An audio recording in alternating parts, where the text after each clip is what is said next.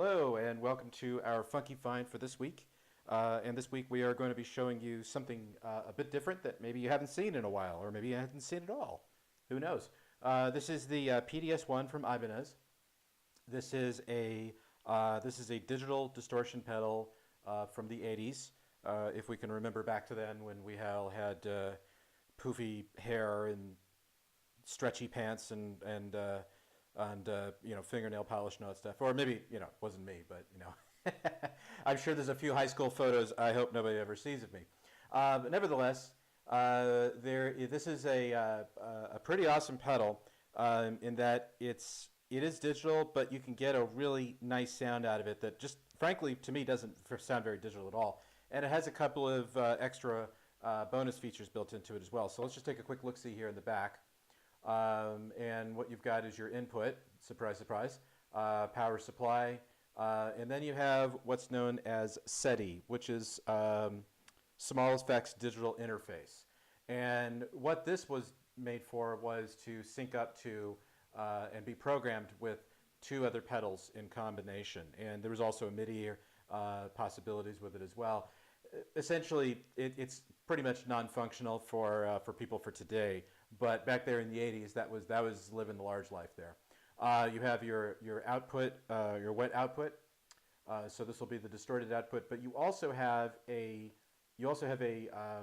dry output as well. And what you could do with that is it's pretty awesome actually. You could set that up to be an output to go to a different amp, so that you could put distortion on top of a clean sound or a different dirty sound, or if you wanted to come up with a chorus sound or something like that to create a really cool stereophonic effect. That's what something like that would be useful for. So anyway, let's have a listen here and take you through a couple of the things that you can do with this pedal. So here's our clean sound. All right, and now let's go ahead and turn it on.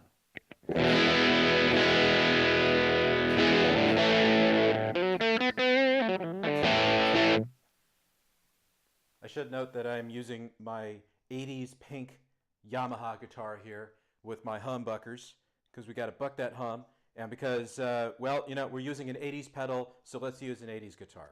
Hey, why not, right? So anyway, what I'm going to do at this point now is take you through how to edit this and create a sound. So I'm going to zoom in a bit, and let's pull this guy down here so you can actually see the diode interface here, so it's not like a surprise on how this all works. So it's pretty simple and straightforward. You just got to hit through a couple of different parameters here in order to get really a nice sound. So first thing to note is there are 10 presets that come built in that Ibanez popped in there, and then there's the possibility of adding 19 more user presets. So it's pretty diverse in what you can do with it, and it has a great sound to it. Don't let the fact that it's digital fool you. There are some things about digital. I mean, I could go on for hours about digital versus analog and what makes one better than the other and blah blah blah blah blah. But at the end of the day, it's going to come down to two things: your left ear and your right ear. So if they like the sound, that's good enough for me. So anyway, okay, so let's go ahead and go through the parameters here. So you've got your attack, and that handles the pick attack. I'm going to use the parameter buttons here to go through it. You got your distortion, which is surprise surprise for distortion. Here we have your punch, and this is your low end. So instead of calling it low, they decided to get all artsy and call it punch. And then your edge, that's your treble. And then I'll let you take a shot in the dark as far as what level does. So, any case, okay. All wisecracking aside here, let's go ahead and make some adjustments here. Okay, so there's our attack. So let's go ahead and turn that up.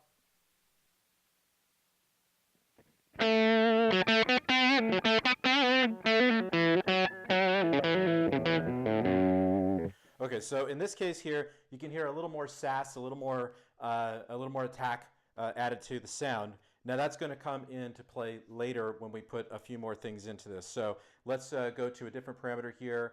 Let's go to the level, and let's just bring that up just a tad.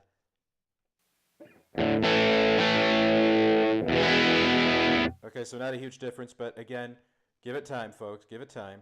All right, let's go to the next. Let's go to the next one here, which would be the edge. You could probably pop in a couple of YouTube jokes here if you want to, but here's the edge. Let's turn that up.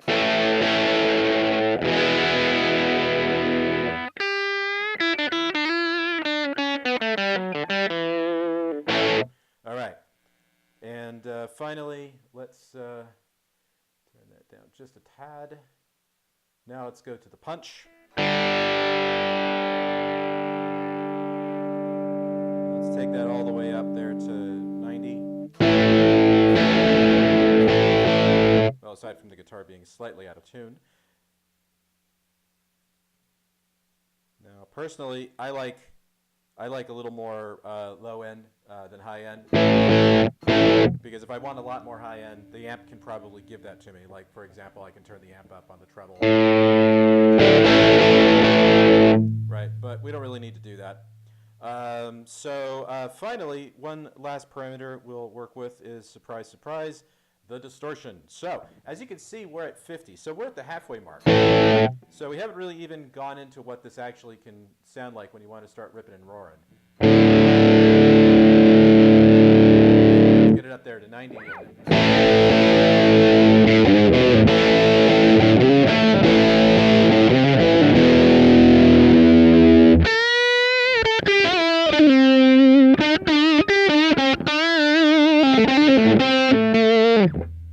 right, here's what we had before. Here's what we have now.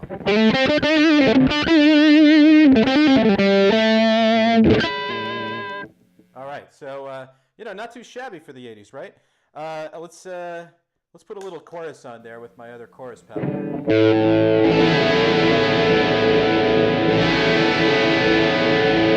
Now that sounds kind of a little too wishy-washy, so maybe the best thing to do in this case would be to turn the distortion down just a bit.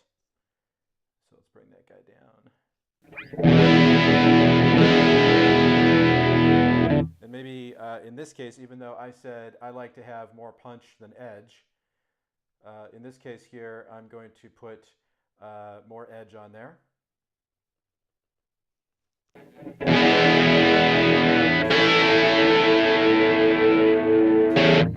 Now's about time I wish I could remember all those 80s tunes I used to play as a kid. So now we can really work with the attack a bit more here. Let's bring that up to 90. 90.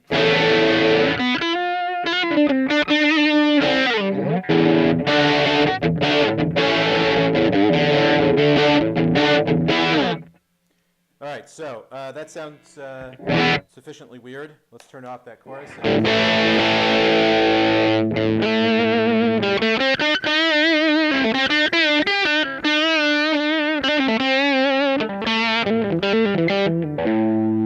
So this is really good. I think it's a pretty good sounding pedal for what it is. We've had this up on the Pedal Guy for a while as on our Reverb store as a product that we're selling used. To find a pedal in this kind of condition from the 80s is pretty hard to do. Honestly, many of them have been taken out, kicked, and all that good stuff, and all scratched up and dinged up. And sometimes that adds to the ambiance of the product and makes it more vintage, if you will. But as this is an 80s product, it's already got one strike against it, because there's not too many people out there that consider 80s to be vintage, although they couldn't be more wrong if they tried. There's a lot of really great stuff from the 80s that came out, including the Rockman amps. Ibanez came out with some of the more groundbreaking products they've made in the 80s. There's just tons of stuff out there. So, okay, that's a little color commentary from yours truly here at the Pedal Guy. But as a child of the 80s, it's where I live and breathe at times. And can you play grunge licks through this? Sure. Would it sound as good as, like, say, a grunge pedal? You know, maybe, maybe not. But hey, that grunge had to start somewhere, right? And they didn't just start at 1990 and say, okay, here's where grunge is going to come from. Soundgarden was releasing albums in the 80s. So just saying, everybody always associates the 90s with grunge, but not quite right. Anyway, all right, there we go. More color commentary. So.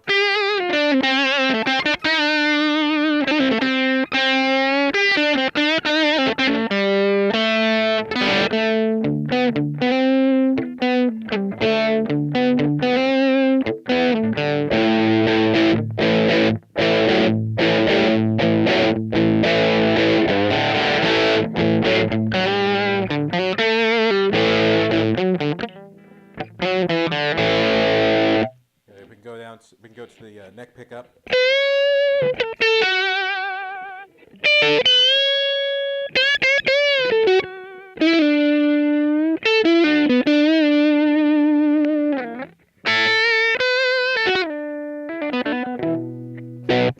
All right, so anyway, for more information about this pedal, you can visit us at ThePedalGuy. You can check it out on our Reverb store, subscribe to our YouTube channel, and of course, come check us out on Facebook. If you have more questions, you know how to get a hold of us. And thanks for checking it out.